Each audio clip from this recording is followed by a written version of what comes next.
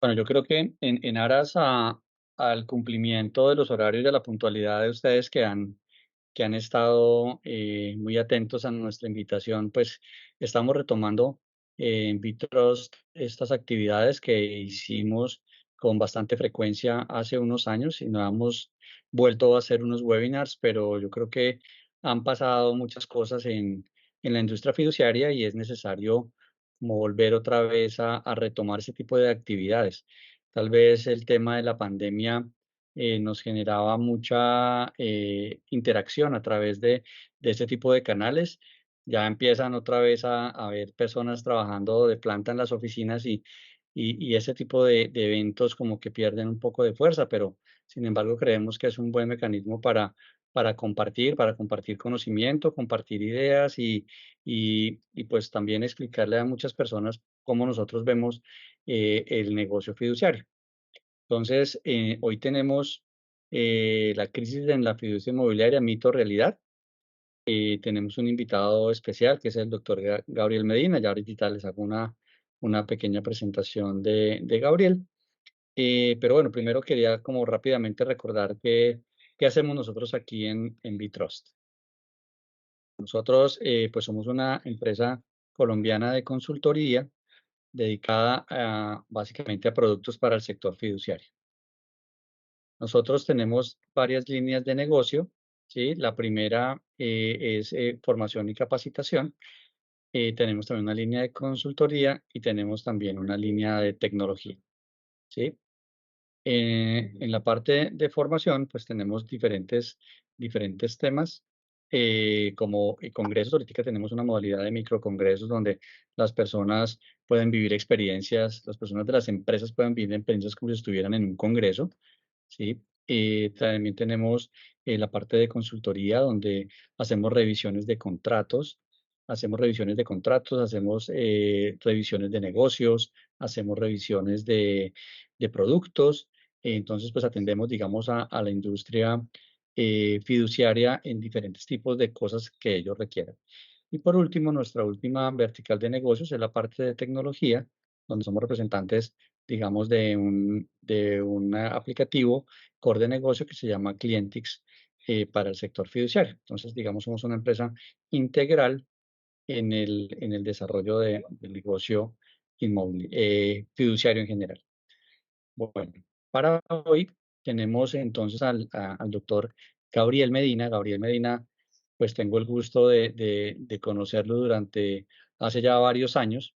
Sí, tuvimos la oportunidad incluso de trabajar juntos en alguna fiduciaria en una época no muy reciente de nuestra vida, ¿cierto, doctor Gabriel? Hace ya Así unos es. años que tuvimos la oportunidad de ser compañeros de puesto. Y bueno, Gabriel es abogado de la Universidad Externado de Colombia, es especialista en Derecho Financiero y Bursátil y especialista también en Derecho Procesal Civil de la misma universidad.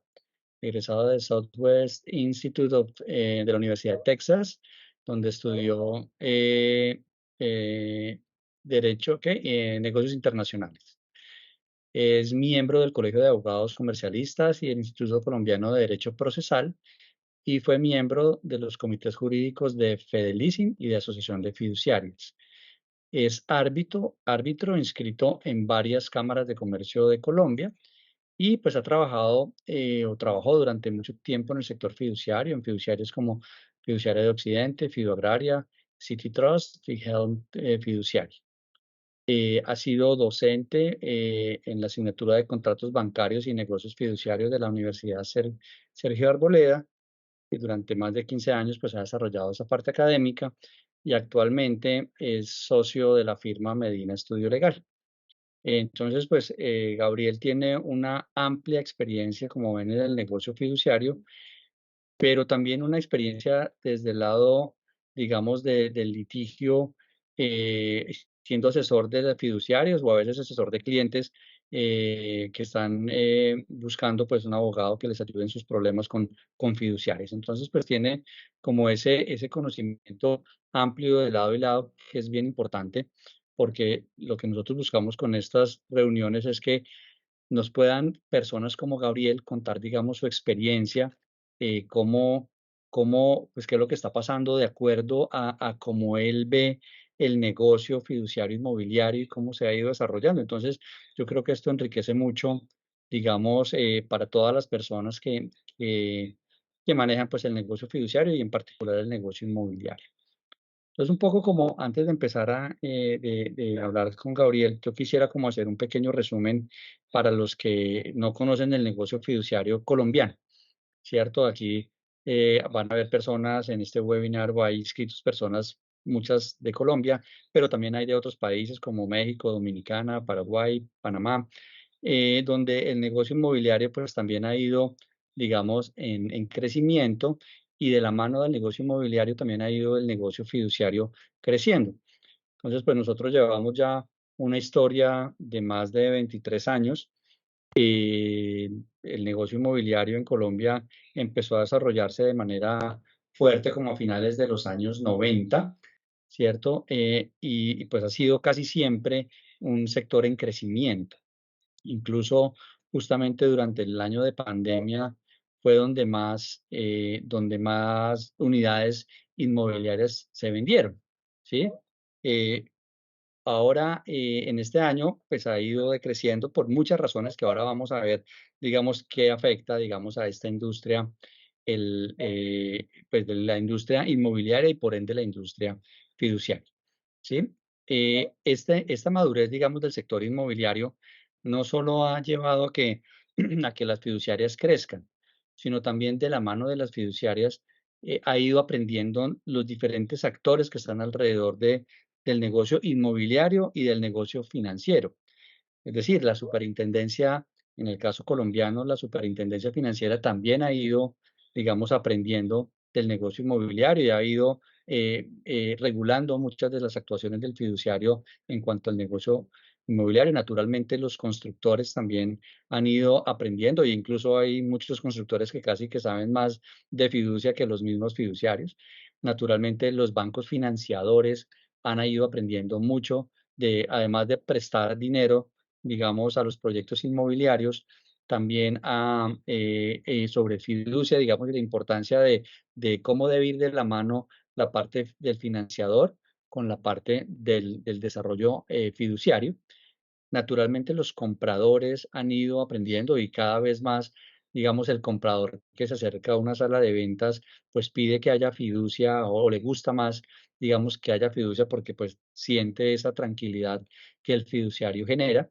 Sí, entonces, pues eso es muy bueno. Y naturalmente la parte de los jueces también han ido aprendiendo, sí, como lo vamos a ver ahora más adelante, de qué es el negocio fiduciario. A veces cogen caminos que los fiduciarios como que dicen, pues a mí no me gusta ese camino que cogieron, pero bueno, eso sí ya es parte como del criterio de cada una de las personas pues, se involucran en este tipo de negocios, ¿sí? Naturalmente, pues en el negocio fiduciario inmobiliario, pues a veces hay cosas que no salen bien, ¿cierto? O que tienen el desarrollo del proyecto tienen ciertos inconvenientes. Entonces, en Colombia han venido saliendo sentencias o diferentes sentencias de conflictos que hay en proyectos inmobiliarios naturalmente siniestrados, donde en algunas ocasiones las fiduciarias salen mal libradas y han sido condenadas por supuestos incumplimientos en sus deberes como fiduciario. ¿Sí? Entonces, los jueces pues fallan mucho en lo relativo al profesionalismo de la actividad del fiduciario. Y por eso es que nosotros en este webinar consideramos importante como tocar ese tipo de temas y de cómo se podría llegar a mitigar un poco la responsabilidad del fiduciario, ¿sí? Entonces, pues eso es lo que vamos a ver en el desarrollo de esta reunión de la tarde de hoy. Un poco la dinámica es, Gabriel va a hacer una presentación y vamos a interactuar con él. Ustedes pueden participar a través del chat. Igual al final vamos a dejar unos momentos en los cuales pues, ustedes podrán hacer, digamos, sus preguntas y si no, pues les pedimos que nos las envíen por correo electrónico y pues con mucho gusto les daremos respuesta. ¿Listo, Gabriel? Entonces, pues queremos como hacer esa primera introducción, digamos, al tema. Entonces, lo primero que yo quisiera explicarles, yo no soy abogado, yo soy administrador de empresas, pero pues tengo como experiencia importante en el negocio fiduciario, pero hay muchos temas, digamos, que el negocio fiduciario tiene de la mano con la parte legal. El negocio fiduciario per se es un negocio jurídico y en la medida en que está enmarcado pues, en un contrato, pues la parte legal es muy importante. Entonces, lo primero que yo te quería preguntar, Gabriel, es ¿por qué no nos cuentas un poquitico para aquellos que no somos abogados, cierto? ¿En qué consiste un poco la responsabilidad del fiduciario? Bueno, perfecto. Gracias, Andrés, por la invitación. Buenas tardes también a todas las personas que nos acompañan para hablar de este tema tan interesante. Yo tengo una presentación, digamos, que me gustaría compartirles y allí en la primera diapositiva nos vamos a referir a lo que nos está preguntando Andrés y es básicamente cuál es el régimen de responsabilidad del fiduciario. Entonces, digamos que de manera general que la responsabilidad civil en Colombia está dividida en dos. Un régimen de responsabilidad civil extracontractual, del cual no nos vamos a ocupar hoy, porque realmente no tiene relación con la fiducia o con el contrato fiduciario, y un régimen de responsabilidad civil contractual. Eh, Este régimen de responsabilidad civil contractual es el que se refiere o hace relación con el negocio de fiducia y en especial con el negocio de fiducia inmobiliaria. ¿Cuáles son las fuentes de ese régimen de responsabilidad civil contractual del negocio fiduciario? Básicamente son tres. En primer lugar, está pues lógicamente el contrato de fiducia y el contrato de comodato. Yo me temo que por lo general las fiduciarias olvidan ese segundo contrato que está allí contenido por lo general dentro del mismo contrato fiduciario y es ese contrato de comodato. Allí hay unas obligaciones supremamente importantes para el fiduciario que a veces pasan desapercibidas. El contrato fiduciario, pues lógicamente es el que demarca la finalidad, el objeto, las obligaciones de las partes. Por eso de allí cualquier incumplimiento derivado de ese contrato genera o activa la responsabilidad. En segundo lugar, otra fuente de la responsabilidad del fiduciario está íntimamente relacionado con la ley y en especial el artículo 1234 del Código de Comercio, donde se delimitan todos los deberes del fiduciario y esos deberes del fiduciario, en especial el que se refiere en el numeral uno, hace expresa alusión al deber de diligencia y cuidado. Un concepto que vamos a analizar más adelante, que es un concepto en blanco, en la medida en que uno se pregunta, ¿y qué es la diligencia? ¿Hasta dónde va la diligencia del fiduciario? ¿Cuál es el estándar de la diligencia? Eh, y a su paso, como otra fuente adicional de la responsabilidad del fiduciario y que la gente olvida, son los deberes secundarios de conducta.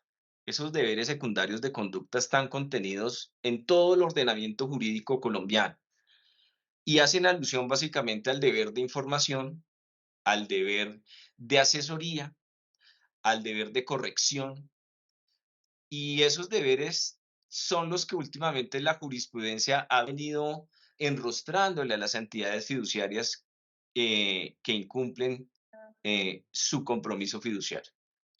Entonces, hasta este punto tenemos claro que la responsabilidad del fiduciario entonces es una responsabilidad contractual que tiene origen en el contrato, en la ley y en esos deberes secundarios de conducta. De igual forma y de manera general en Colombia existe la responsabilidad objetiva y la responsabilidad subjetiva. En la objetiva se pone de manifiesto cuando se ejerce una actividad y una persona sin intención o sin culpa genera un daño. Esa no le aplica al fiduciario.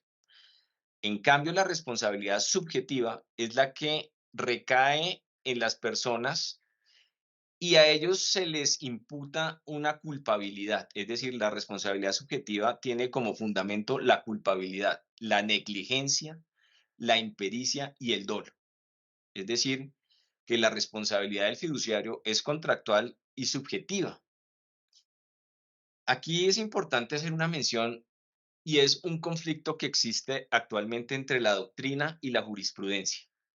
Porque para los doctrinantes, eh, parece que existe una tercera clase de responsabilidad que se llama responsabilidad civil profesional.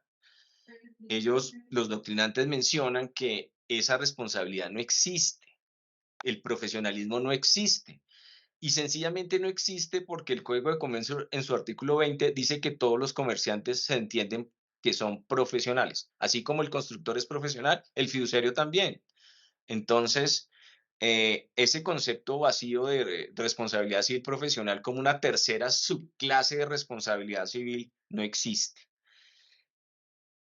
Veces en sus sentencias echan mano siempre en la parte emotiva de sus decisiones del profesionalismo. Entonces, que primero ellos hacen es analizar el artículo 1234 del Código de Comercio y expresar y mencionar si se actuó con diligencia y cuidado, es decir, con profesionalismo. Entonces, ese conflicto básicamente lo perdieron los doctrinantes, porque hoy en día, como lo veremos más adelante en 3 sentencias que me gustaría mencionarles, se le enrostra a las fiduciarias su falta de profesionalismo y cuidado en el deber de administrar bienes o encargos de terceros. ¿Y por qué se dice que el fiduciario es profesional? Básicamente, primero porque presta servicios financieros de forma masiva y habitual. En segundo lugar, porque cobra por su gestión, es decir, es un negocio jurídico oneroso. Unas comisiones que en mi sentir a veces son bastante bajas para el riesgo que asume en el desarrollo de un negocio inmobiliario. En tercer lugar, se dice que él es profesional porque obtiene una licencia fiduciaria por parte del supervisor. Entonces, para obtener esa licencia fiduciaria, obviamente, la Superintendencia Financiera de Colombia tiene que analizar las hojas de vida de los accionistas, de los administradores, que sean personas idóneas y que tengan experiencia en el manejo fiduciario bancario. Y por último, se dice que ellos son profesionales porque el servicio fiduciario es un servicio público esencial. Y los jueces básicamente toman como base de esta afirmación el artículo 150 y 189 de la Constitución Política. Allá se dice que la actividad financiera, bursátil y aseguradora es un servicio público esencial, regulado por el gobierno nacional a través de la Superintendencia Financiera, a través del Congreso de la República, del Viceministerio Técnico de Hacienda, etcétera, etcétera. Entonces, fíjense que los jueces toman como fundamento el profesionalismo para imputarle entonces la responsabilidad eh, al fiduciario por no acometer acciones diligentes dentro del desarrollo de un negocio de fiducia. Analicemos, por último, en este slide al final, yo veo que existe una contraposición entre dos normas que al final lo que nos quieren decir, por un lado, es si las obligaciones del fiduciario son de medio de resultado o no lo son, o son ambas. Fíjense que el artículo 1243 del Código de Comercio dice que las actividades que ejerce el fiduciario son de medio y no de resultado. Pero cuando ustedes leen el artículo 29, dice que el fiduciario no puede acometer obligaciones de resultado, salvo que alguna ley así se lo permita. Entonces uno se pregunta, pero entonces las obligaciones del fiduciario son de medio de resultado o son ambas. Y digamos que esta clasificación de obligaciones de medio y de resultado surge por un efecto netamente procesal. Es decir, para el caso concreto de las fiduciarias debemos tomar el contrato de fiducia e identificar dentro de él qué obligaciones son de medio y cuáles son de resultado. Porque en mi sentir sí existen obligaciones de resultado dentro de cualquier negocio fiduciario. Por ejemplo, la obligación de rendir cuentas es una obligación de resultado. La obligación de pagar es una obligación de resultado. La obligación de ejecutar una garantía fiduciaria es una obligación de resultado. Por el contrario, hay obligaciones de medio como manejar una fiducia de inversión y obtener una rentabilidad para el fideicomitente. Y aquí surge una pregunta importante. ¿La actividad de construir y entregar y escriturar una unidad de vivienda al final de un proyecto inmobiliario es una obligación de medio o es una obligación de resultado? Y anticipándome a la respuesta, yo les tengo que decir que es una obligación de resultado. Por eso es exigente el juez al imputarle la debida diligencia al fiduciario para que llegue a esa finalidad y se pueda escriturar esa unidad de vivienda en favor de el beneficiario de área o del adquirente de la unidad. Mm, entonces, procesalmente, ¿cómo se maneja este tema? Si la obligación es de medio, el demandante debe probar la culpa de la fiduciaria.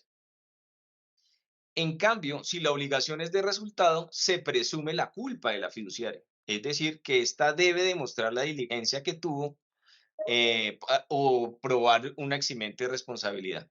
Entonces, fíjense que dependiendo de lo que a uno le imputen, por eso en la demanda uno tiene que ser muy cuidadoso y entender qué es lo que está buscando el demandante. Si él me dice, es que usted incumplió la obligación de enviarme la rendición de cuentas, entonces inmediatamente nos ponemos, lógicamente, en una obligación de resultado. Allí, ¿qué se tiene que hacer? Se presume la culpa de la fiduciaria. ¿Y qué tiene que hacer el abogado que defiende a la fiduciaria? Pues salir a probar lo contrario, decir, no, ¿cómo que no? Yo le envié a usted en este correo electrónico o a través de este mensaje de datos los informes o las rendiciones de cuenta. Eh, y así obviamente me exonero de responsabilidad. En cambio, si es una obligación de medio, el demandante es el que me tiene que probar a mí, fiduciario, que yo incurrí en un incumplimiento contractual. Es decir, la carga es a él le corresponde probar mi incumplimiento. Bueno, entonces digamos que retomando el tema, el artículo 1243 dice algo diverso del artículo 29 del Estatuto Orgánico del Sistema Financiero. Y aparte de ello, pues hay otra norma aquí que es el artículo 63 del Código Civil, donde básicamente cataloga la culpa del fiduciario en una culpa leve. Es decir, eh, se le da ese calificativo de culpa leve básicamente porque el fiduciario no administra, es decir, al fiduciario se le exige un nivel de administración de un buen hombre de negocios, entonces de un profesional. De allí también los jueces se toman. Dice, pues es que si usted se le imputa una culpa leve, pues la culpa leve es la de los hombres de negocios y un hombre de negocios es un profesional. Y ahí concatenan básicamente el tema de la responsabilidad que antes les mencionaba. La responsabilidad del fiduciario queda enmarcada pues en esas tres normas que les acabo de mencionar. Esa es, pues, digamos, Andrés, las fuentes y el marco regulatorio en el que cavila el negocio fiduciario. Muy bien, listo, Gabriel. Quedó, yo creo que súper claro, digamos, ese tema. Sin embargo, quería también preguntarte algo y es sobre la finalidad, ¿cierto? Porque a veces, digamos, bueno, primero hay que tener claro que la finalidad del negocio fiduciario es diferente al objeto, ¿no? O sea, la finalidad es el por qué el cliente vino acá y por qué conmigo, ¿no? El Ujú. objeto, pues, es otra cosa, ¿cierto? Entonces, a veces uno ve que también hay personas que buscan al fiduciario como, y la finalidad que buscan es justamente que haya alguien que les responda, ¿cierto? A terceros, ¿sí? Entonces, ¿cómo tener claro, digamos, eso cuando uno está estructurando los negocios, digamos, para poder identificar exactamente cuál es la responsabilidad del fiduciario? Bueno, básicamente, como tú bien lo mencionas, el objeto es diferente a la finalidad. El objeto del contrato fiduciario se enmarca en la creación de un vehículo que le sirva al fiduciario cumplir una finalidad. Y la finalidad en los negocios de fiducia inmobiliaria básicamente es la creación del patrimonio autónomo con fines constructivos para que al final del proyecto se le escriture a un beneficiario de área una unidad de vivienda. Ya que hay una cosa importante que anotar, y es que en este tipo de fiducias, realmente el actor principal es el beneficiario de área. Entonces, ni siquiera es el constructor o el desarrollador del proyecto. O el comprador, pues. Esa fiducia está únicamente al servicio y se creó con la finalidad de satisfacerle a un beneficiario final un producto de vivienda. Punto. Entonces, digamos que el contrato es el que va a llenar, para responder la pregunta, va a llenar debe llenar todos los vacíos e inquietudes y, digamos, solicitudes para que sea, no se trunque o no se frustre esa existencia de la unidad al final. Es el contrato, es la estructuración del negocio mismo. Ujú, okey, listo. Digamos, en términos de responsabilidad, para seguir como, digamos, por esa misma línea, Gabriel, que estamos tocando, digamos, uno tratar de cuantificar el tema de la responsabilidad es muy difícil, ¿cierto? Porque no es un tangible, ¿cierto? Uno a veces cuando está haciendo los costeos, pues uno dice: "Bueno, los pagos, los recaudos, no sé qué". Entonces eso es, digamos, como tangible y uno lo puede costear. Sin embargo, el tema de la responsabilidad es difícil de medir, ¿cierto? Es y de cuantificar, pero debe estar sin duda incluida dentro de los costos que el fiduciario calcule, ¿cierto? Uno, digamos, no puede abstraerse y decir que el negocio fiduciario es únicamente un negocio operativo como si fuera un outsourcing, sino tiene, además de hacer cosas operativas, tiene una carga de responsabilidad que muchas veces es más importante la carga de responsabilidad que la operación, ¿cierto? En términos económicos. ¿Cierto? Entonces yo te quería preguntar, tú como abogado fiduciario, más que litigante, es cómo uno puede llegar a detectar la responsabilidad del fiduciario para poder tratar de cuantificarla cuando uno está estructurando un fideicomiso inmobiliario. Uy, no, difícil esa pregunta porque digamos que cada negocio inmobiliario es como una huella digital, digo yo, aunque pues la gente trate de manejar formatos de contratos y modelos de contratos estandarizados. Eh, por ejemplo, mm, la ubicación geográfica del proyecto. Yo podría decir con total certeza que un fiduciario debe tener mayor cuidado al desarrollar un proyecto en la costa atlántica y en los llanos orientales. ¿Por qué? Porque esas zonas históricamente han tenido grandes problemáticas relacionadas con tierras.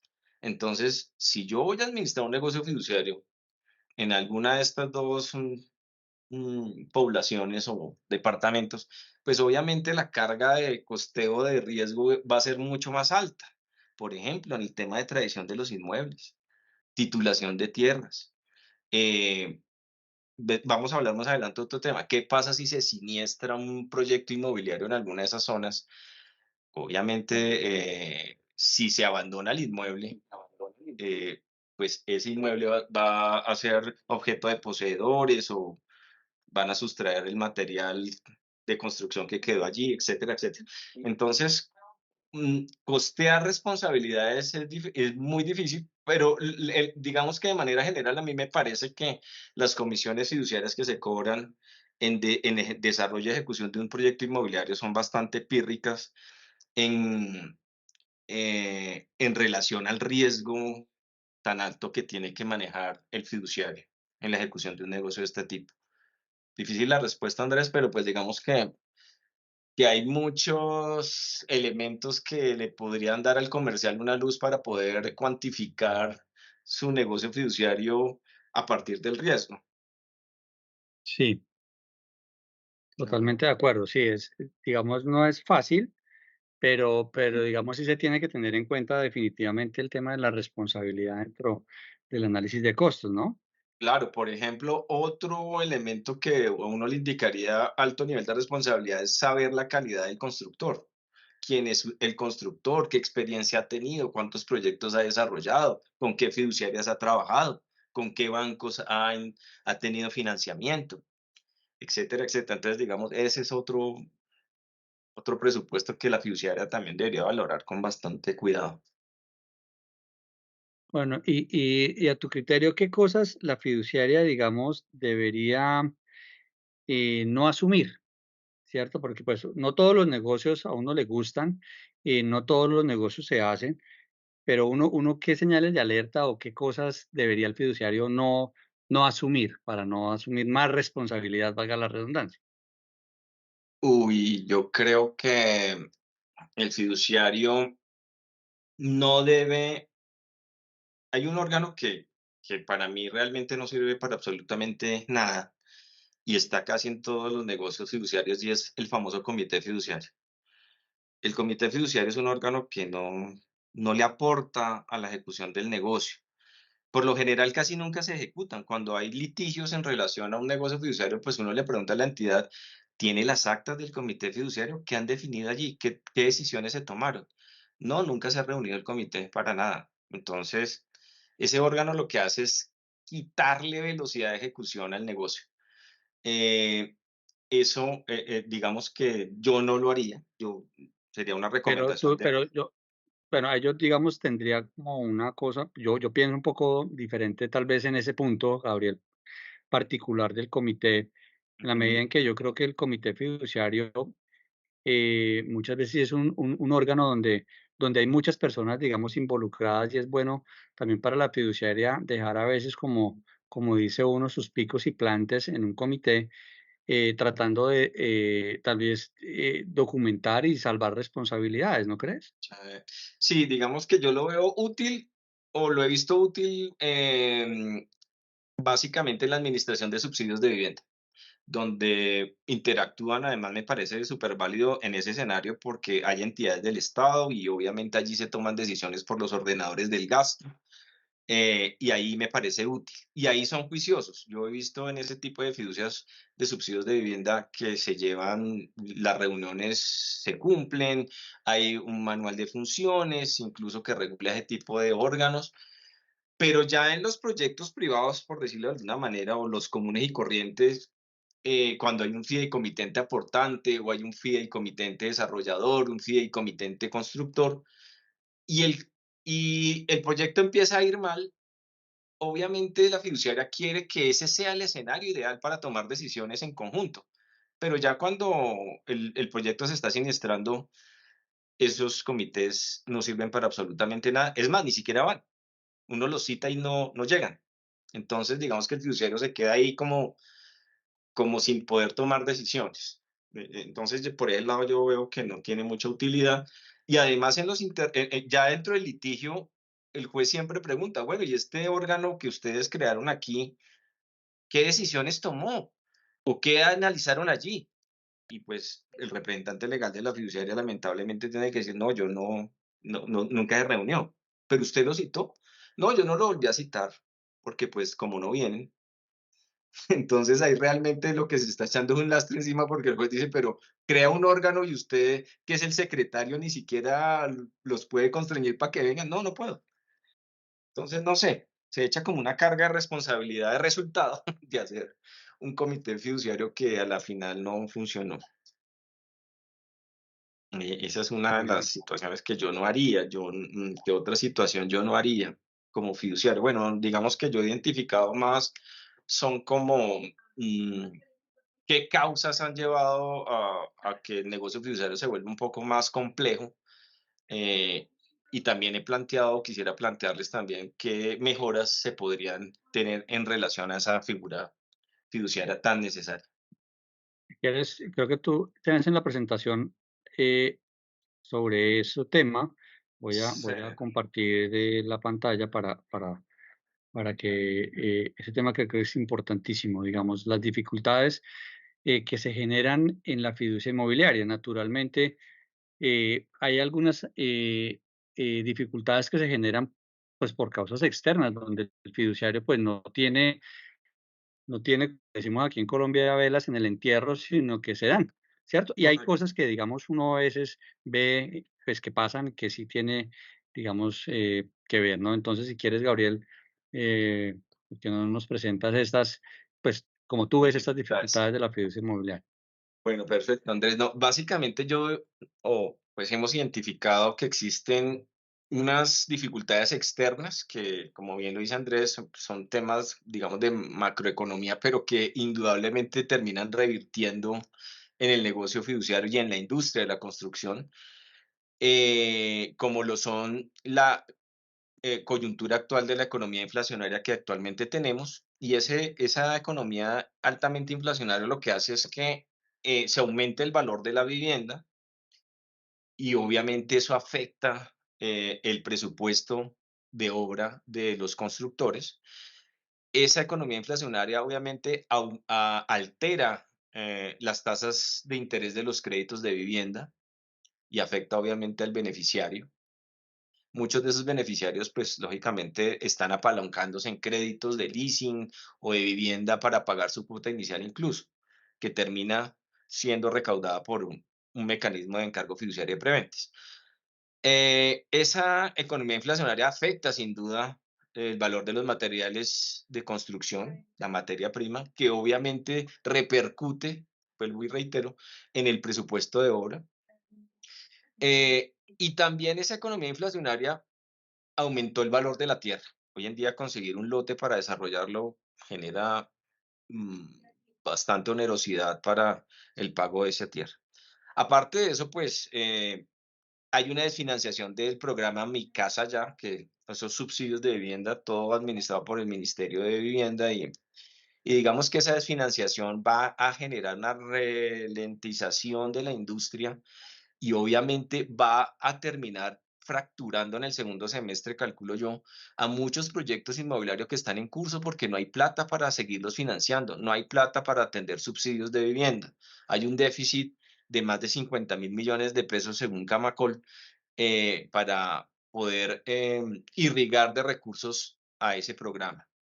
Y esos proyectos ya están andando, van en avances de obra del 50, 60% y se van a quedar quebrados en el segundo semestre porque no hay plata. Aparte de eso, identificamos también una falta de confianza en el gobierno. Entonces, básicamente, la gente no tiene interés de adquirir viviendas, no tiene interés de adquirir créditos. Y hay otros causales o dificultades como son la tramitología y la demora para la expedición de licenciamientos. Eh, yo lo que quiero decir acá es que un proyecto inmobiliario es un proyecto a largo plazo, es un proyecto que se ejecuta y se desarrolla en un transcurso de tiempo amplio. Entonces, habrán que tramitarse licencias de demolición, licencias de construcción, licencias ambientales, de servicios públicos y toda esta parafernalia lo que hace es una tramitología bastante difícil para el constructor, que en algunas situaciones lleva a que se presenten temas de corrupción también para obtener esas licencias de manera rápida. Indudablemente hay rezagos de la pandemia, pues realmente la economía inflacionaria es un rezago, una consecuencia de la pandemia. Aún hoy en día todavía hay litigios donde dicen, no, es que la pandemia frenó todo el impulso de mi proyecto, me desfinanció y estamos en esta crisis. Y una dificultad que se ve a todo nivel es la falta de educación financiera de los jueces en relación al conocimiento del negocio fiduciario y del derecho financiero, de los constructores, también hay un desconocimiento y una falta de educación en el negocio fiduciario y obviamente de la sociedad en general. O sea, todos estos beneficiarios de área deberían estar en algún nivel educados en temas fiduciarios. Ya desde el punto de vista interno, ¿qué dificultades hemos identificado? Falta de experiencia de los constructores y del interventor. Y digamos que la fiduciaria sí debería introspectar más y averiguar más acerca de la experiencia de los constructores y de los interventores.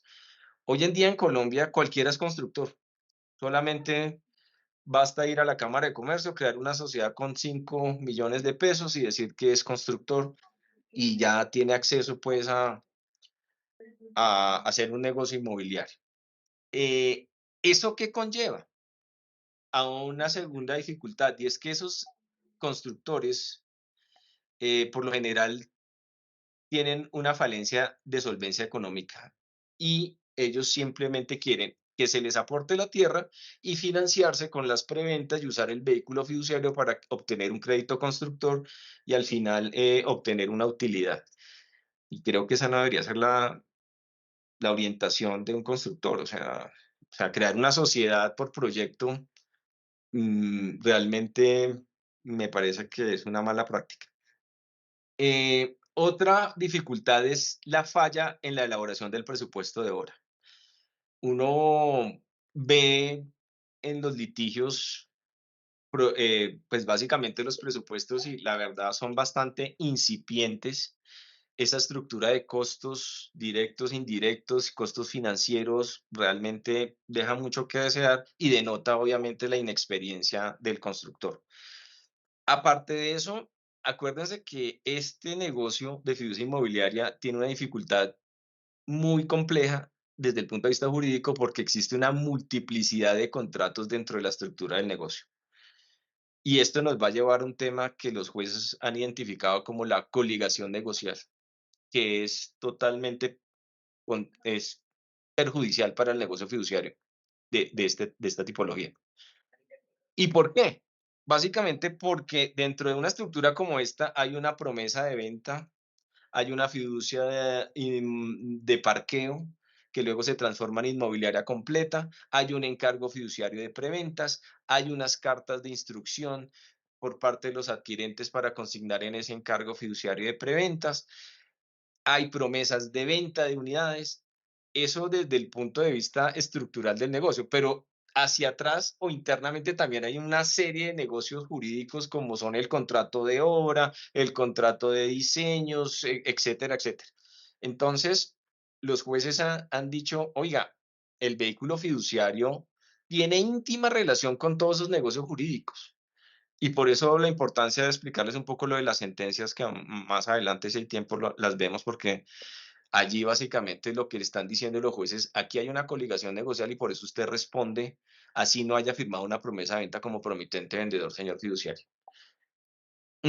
Otra dificultad que se presenta es que se han desarrollado modelos de contrato que se replican entre fiduciarias, incluso uno los puede hasta comparar y son iguales, y allí hay cláusulas abusivas dentro de ese contrato. Cláusulas como me eximo de responsabilidad, yo no construyo, eso no es mi problema. Y digamos que los jueces también han identificado que esas cláusulas abusivas atentan contra el derecho del consumidor. Hablamos de los comités fiduciarios, inexistencia o poca operancia del comité fiduciario, que debería ser un órgano de relevancia e importancia dentro de la estructura fiduciaria. Y aquí vuelvo a replicar el tema de la falta de educación financiera de los colaboradores de la fiduciaria y del constructor. Y una dificultad que hoy en día se presenta es las demandas por acción de consumidor. Es decir, la acción de consumidor tiene unas características especiales que le generan dificultad al desarrollo del negocio inmobiliario. Y es que la carga de la prueba la tiene la fiduciaria, y aparte de eso, el juez puede salirse de la petición que ha hecho el consumidor y decir, y fallar ultra y extra petita. Digamos que estos conceptos son técnicos, pero lo explico rápidamente. El juez puede fallar incluso en equidad, decir, oiga, si usted pidió la devolución de la plata, pero es que yo aparte de eso veo que usted se le causaron unos perjuicios, yo se los voy a condenar en favor suyo.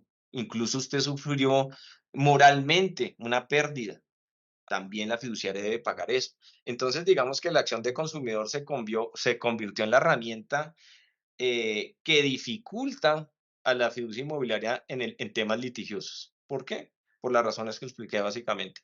El consumidor solamente tiene que ir a decir dos cosas. Oiga, yo tengo una relación de consumo. Yo suscribí una carta de adhesión a un encargo fiduciario y allí hice mi pago de mi cuota inicial o los pagos de una promesa de venta que firmé con la constructora. Punto. ¿Y qué pasó? No, nunca me entregaron la unidad, el proyecto fracasó, etcétera, etcétera. No me escrituraron el inmueble. Ah, listo, perfecto. ¿Y usted qué tiene que decir, señora fiduciaria? Y es ahí donde básicamente tenemos que salir con todo un estándar, pues, de prueba para defender la posición y la ejecución de la fiducia. Y en tercer lugar, hay una dificultad porque se identifica un conflicto de derechos constitucionales. ¿En qué consiste esta dificultad? Básicamente, el artículo 51 habla de el derecho fundamental a una vivienda digna, y el artículo 78 habla de los derechos del consumidor como un derecho constitucional fundamental.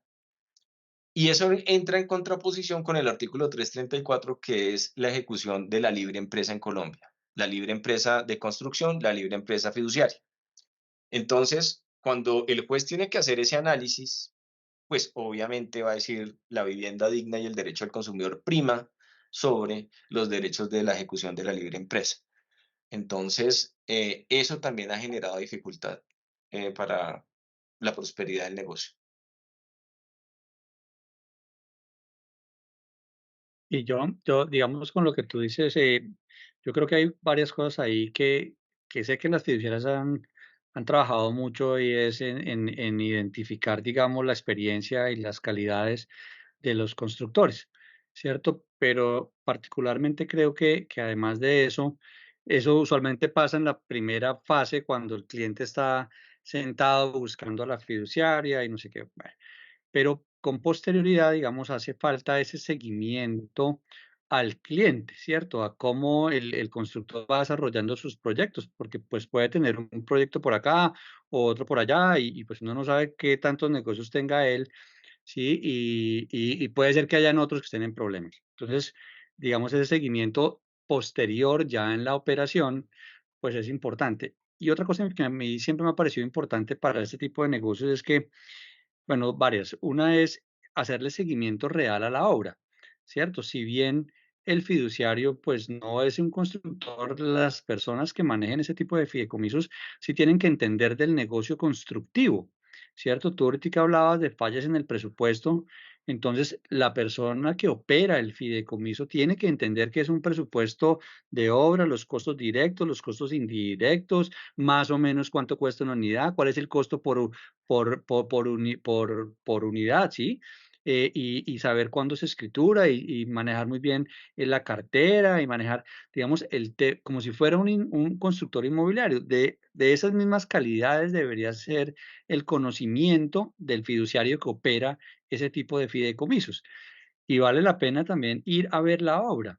¿Sí? Hay muchos negocios de garantías o otro tipo donde el fiduciario nunca va a ver el bien, entonces yo creo que, ahí nos falta, digamos, o le falta, creo que hay una debilidad, digamos, para el fiduciario, ¿cierto? Igual, por ejemplo, en el tema de la capacitación a salas de ventas, ¿cierto? Yo creo que es muy importante, que el de la sala de ventas realmente le transmita al comprador el alcance del negocio fiduciario. ¿Qué mejoras se podrían dar en el desarrollo de un negocio de fiducia inmobiliaria desde el punto de vista de la estructura contractual y también unas mejoras desde el punto de vista de manejo administrativo, por decirlo de alguna manera, al interior de la fiduciaria? En primer lugar, para mejorar la estructura contractual, sugerimos no aceptar como constructor a sociedades SPV de propósito especial, salvo que sean garantizadas por sociedades matrices o filiales de gran solvencia económica. Me explico.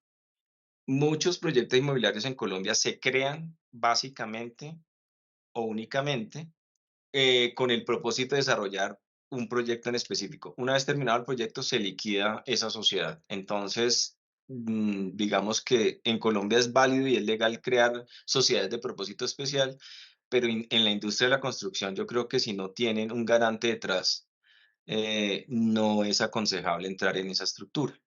Para aprobar un negocio fiduciario en un comité comercial es importante que de antemano se determine quién va a ser el interventor del proyecto y qué experiencia tiene.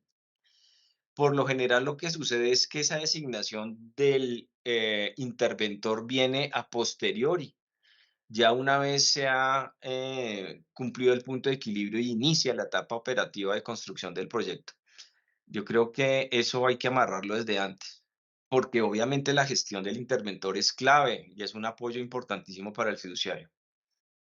Una mejora en la estructura contractual es diseñar una cláusula de no solidaridad. Hoy en día lo que hace curso en los contratos de fiducia que uno los ve es básicamente en todo lado del contrato dice que la fiduciaria no ejecutará actividades de construcción ni de ventas, pero eso no es igual a decir que no soy solidario en las obligaciones del constructor. Es decir, hay que crear una cláusula dentro de los contratos de fiducia inmobiliaria en la que se indique que no existe solidaridad alguna. ¿Y por qué hay que escribirlo? Porque el artículo 822 del Código de Comercio así se lo impone. Acuérdense que la solidaridad en derecho mercantil se presume, salvo que exista un pacto en contrario. Entonces, es importante incluir ese pacto de no solidaridad dentro de los contratos de fiducia. Hay que tener especial cuidado en los contratos de fiducia con estas cláusulas de riesgo legal, riesgo financiero, riesgo técnico, porque esas cláusulas nos las impuso la Superintendencia Financiera por unos temas de Basilea, por allá en el 2009, 2008, pero esas cláusulas ya en el mundo del litigio tienen una connotación gigantesca. Básicamente porque el juez pregunta, ¿qué es eso del riesgo legal? ¿Cómo lo mitigó? ¿Qué hizo usted para evitar el riesgo legal? Usted lo tiene en su contrato de fiducia, explíquemelo y muéstreme cómo lo pudo medir o qué contingencias pudo mitigar. Y realmente esas cláusulas lo ponen a uno en problema, pero digamos que tienen que estar ahí por un tema de regulación por parte del supervisor, pero eso hay que darle contexto. Se deben eliminar desde ya las cláusulas abusivas, esas cláusulas que hemos venido mencionando como yo no respondo, yo no hago ventas, yo no respondo si el señor cambió el diseño o no del edificio. Eso también hay que depurarlo. Deben, en la medida de lo posible, si el comité fiduciario no va a ser un órgano de verdad que toma decisiones y que va a estar bien consolidado, es mejor no tenerlo.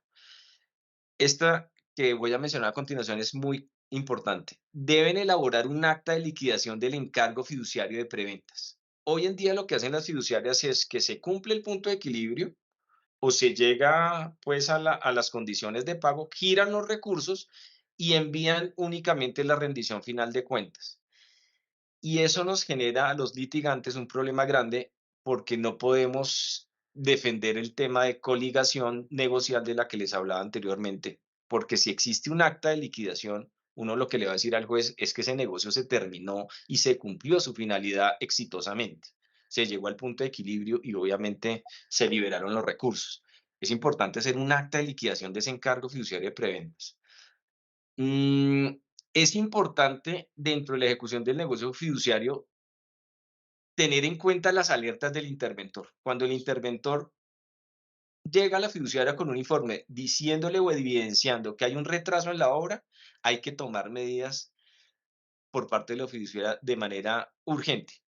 Así como lo decía Andrés, ir y visitar la obra. Pues sí, yo soy fiduciario, no sé, pero hay cosas del sentido común que a uno le dicen que un proyecto va mal. Es decir, si yo llego a la obra y veo 2 obreros, pues obviamente algo está sucediendo allí. Entonces, no hay que dejar de prestarle atención a esos informes de interventoría. Deben continuar haciendo el análisis de solvencia del constructor durante toda la ejecución de la fase operativa del proyecto, lo que decía Andrés. Aquí únicamente las fiduciarias hacen ese estudio de riesgo de contraparte al principio del negocio y ya después no voltean a mirar o no saben si el constructor siguió con buenos márgenes financieros de solvencia o no. Colapsado el negocio fiduciario, es importantísimo que la fiduciaria no pierda el control del inmueble. Eso es grave. ¿Por qué es grave? Porque incumplió automáticamente dos contratos. Incumplió el contrato de fiducia y el deber de cuidado del bien, pero incumplió también el contrato de comodato, porque obviamente el comodatario es el que tiene que propender pues por el cuidado del inmueble, pero también el comodante, que es el fideicomiso, en este caso en particular, también le compete el cuidado de ese inmueble que es suyo. Entonces, lo peor que puede pasar en un proyecto colapsado es que el inmueble termine invadido por poseedores o ser objeto de ilícitos y se robaron todo el material o todo el revestimiento o bueno, las cocinas o lo que haya quedado ahí en el proyecto abandonado. Entonces, esas son como las mejoras y recomendaciones en la estructura contractual. Y ya en el manejo administrativo, por decirlo de alguna manera, de la fiduciaria tiene que hacer continuas y constantes jornadas de capacitación en aspectos legales, contables, tributarios y urbanísticos. No se trata de tener departamentos, pues, de ingeniería y arquitectura dentro de las fiduciarias, pero sí tiene que haber un conocimiento básico de eso, como lo decía Andrés. O sea, si a la parte operativa le compete revisar y validar un presupuesto y no lo entiende, pues realmente no vamos a tener allí ninguna mejora. Tienen que mejorar el proceso de archivo y documentación de información. ¿Por qué lo decimos? Porque cuando hay que buscar antecedentes de la ejecución del negocio fiduciario, por lo general esa información no está digitalizada en debida forma, no está archivada en debida forma y a veces ni siquiera existe. Entonces, eso complica los aspectos probatorios para poder defender la diligencia de un fiduciario en un tribunal o ante los jueces, pues. Otra recomendación importantísima es revisar las coberturas de la póliza global bancaria. Hoy en día entiendo la industria fiduciaria tiene serios problemas con las aseguradoras porque estas pólizas se volvieron excesivamente caras, pero aparte de eso, los riesgos asegurables también les han puesto límites las aseguradoras. Entonces, esa cobertura es necesario la revisen para que esas contingencias litigiosas estén cubiertas por esa póliza en debida forma. Esta póliza de seguros es una póliza bastante difícil de entender y de comprender. Por eso también requiere en mi sugerencia, tener un abogado asesor en temas de seguros que asesore a la fiduciaria para llegar a una buena negociación de una póliza global bancaria. Un manejo adecuado de las provisiones, cuando lógicamente han siniestrado proyectos inmobiliarios. Eh, eh, Me he encontrado ocasiones en que pues ya casi hay condena en sentencia judicial y la fiduciaria no tiene provisionado en debida forma esa contingencia. Otra mejora es contratar defensas judiciales idóneas por parte de la fiduciaria y jamás permitan que el constructor contrate un abogado para defender los intereses de la fiduciaria. Yo sé que a veces este negocio es de costeos y de ganancias pequeñas, pero digamos que ahorrarse la contratación de un buen abogado para que defienda a la fiduciaria y dejar que lo asuma el constructor y se lo designe es un error craso.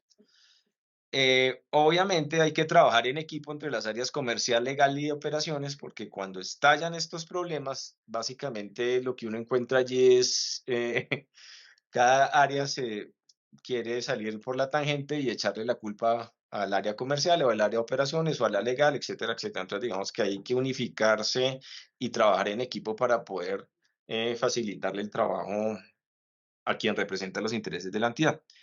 Y por último, yo creo que hay que tener una comunicación clara, precisa y técnica de los colaboradores de la fiduciaria hacia afuera, con el beneficiario, con el constructor, con las entidades de supervisión y control.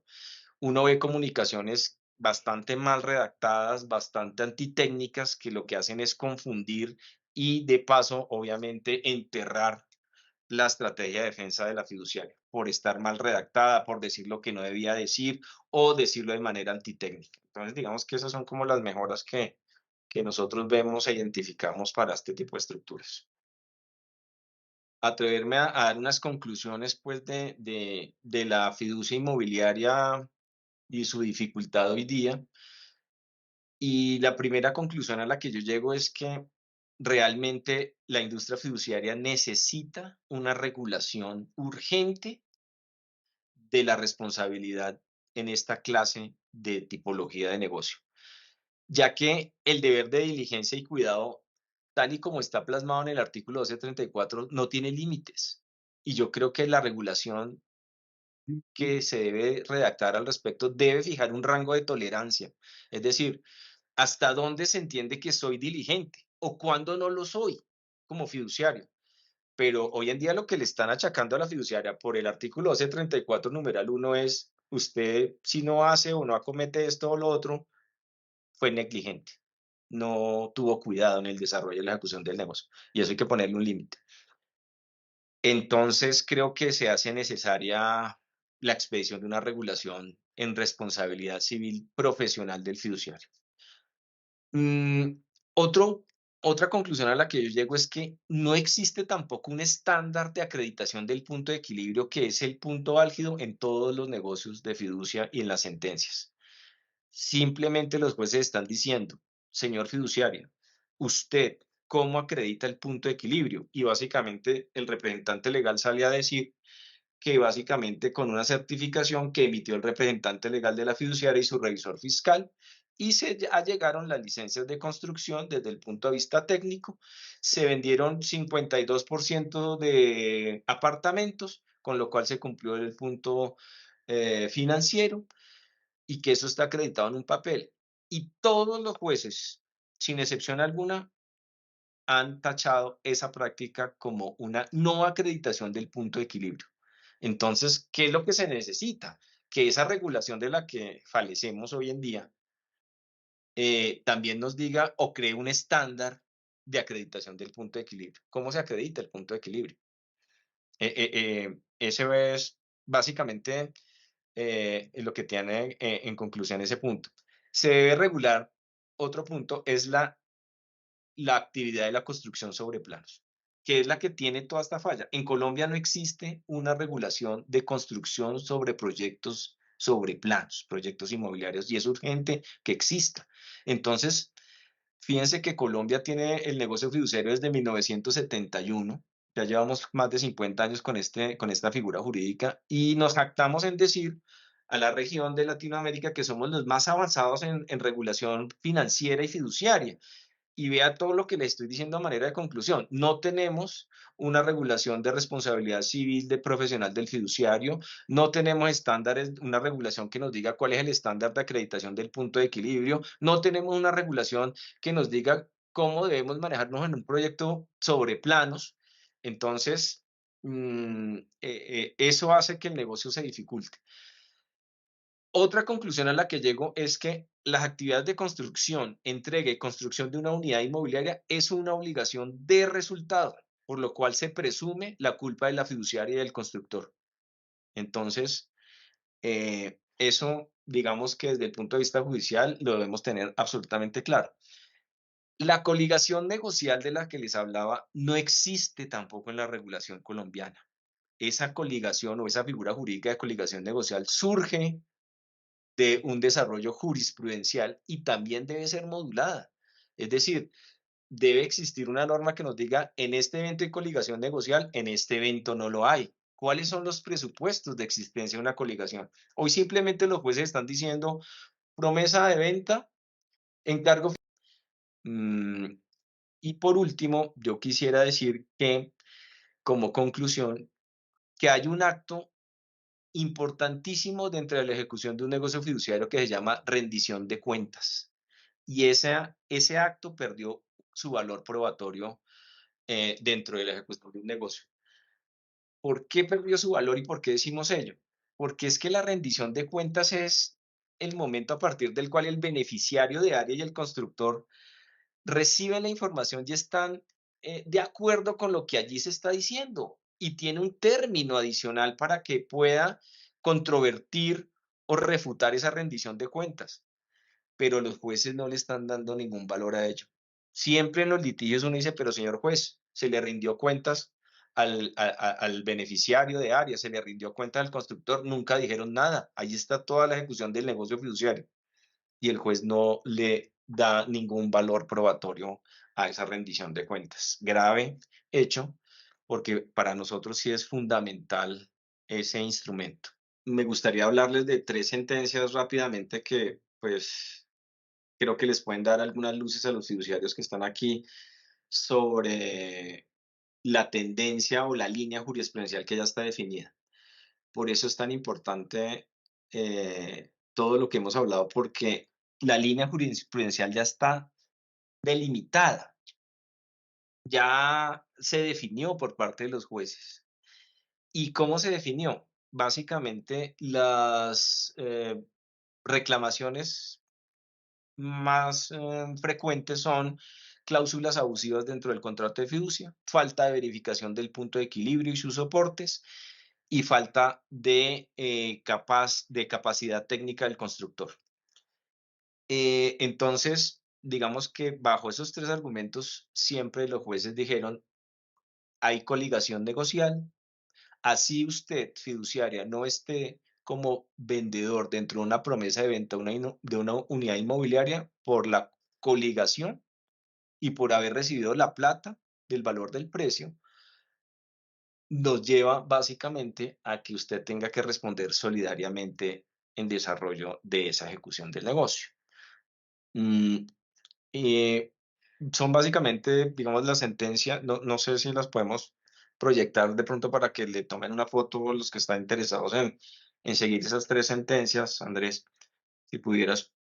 Son la sentencia del Tribunal Superior de Bogotá del 9 de diciembre del 2020, magistrado ponente Juan Pablo Suárez, expediente 2018-2591, es una acción de consumidor del famoso caso Balsillas de Tolú. Allí básicamente los jueces analizan y estudian las cláusulas del contrato fiduciario, encontrándolas, muchas de ellas abusivas, en el sentido de que la fiduciaria se exonera de toda responsabilidad del proyecto de construcción. Mm, Obviamente la certificación del punto de equilibrio, los jueces en ese caso de Balsillas de Tolú mm, encuentran que no se satisfacen. Y simplemente el juez dice, venga, pero la fiduciaria simplemente se queda con una carta que le envían dos personas firmadas, pero ni siquiera hace seguimiento a ello. O sea, usted soltó los recursos y usted se dio cuenta para dónde se fueron. Máxime si el constructor tiene en simultánea adelantando tres proyectos de construcción con unidad de caja. Usted le soltó la plata y usted sí supo si esa plata se fue para el proyecto A, B o C. Y obviamente en ese caso de Balsillas de Tolú, analizan que la fiduciaria no hizo un estudio y análisis de la capacidad técnica de la experiencia del constructor. Eso es dentro de una acción de consumidor. Ya hay otra sentencia de la Corte Suprema de Justicia del 9 de diciembre del 2020, de magistrado ponente Octavio Tejero, y esta es una acción resolutoria de una promesa de compraventa. Y esta sentencia es valiosa por un aspecto en particular, y es que hace un análisis de la responsabilidad del fiduciario. Le dedica un capítulo a analizar de dónde surge, para dónde va, y obviamente ratifica la existencia de esa responsabilidad civil profesional de la que hemos venido hablando, de esa tercera categoría que la doctrina tanto le molesta y que los jueces la han tomado como propia y la han desarrollado para sustentar y motivar sus decisiones. Vuelve y reitera el tema de la coligación negocial y obviamente a raíz de eso dice que la fiduciaria también incumplió los deberes secundarios de conducta que están incluso en la circular básica jurídica. Usted incumplió, señora fiduciaria, el deber de informar, el de consejo y asesoría, que digamos que ese es un deber fiduciario bastante complejo, sentarse a asesorar a los beneficiarios de darles consejo. Entonces también la sentencia dice que echa de menos ese deber incumplido por parte de la entidad fiduciaria. Y obviamente, fíjense que es una acción resolutoria de una promesa de venta donde no intervino como vendedor la fiduciaria. Eso es lo valioso de esta sentencia. Y al final el magistrado dice, sí, no importa. No importa que la fiduciaria no haya concurrido a firmar ese contrato de promesa de venta, pero por vía de la coligación sí tiene que responder, porque además hace parte fundamental de la promesa de venta el encargo fiduciario de preventas. Y digamos que esta sentencia última que aparece allí, una sentencia del 28 de febrero del 2023, magistrado ponente José Omar Borges, Tribunal Superior de Medellín, es una acción de consumidor donde también nuevamente habla de la coligación negocial, pero es una sentencia desafortunada porque allí se denota una situación antitécnica y un manejo antitécnico del negocio fiduciario por parte de ese tribunal, donde terminan condenando al pago a una sociedad fiduciaria de manera solidaria y a la devolución de unos dineros de un proyecto que fracasó.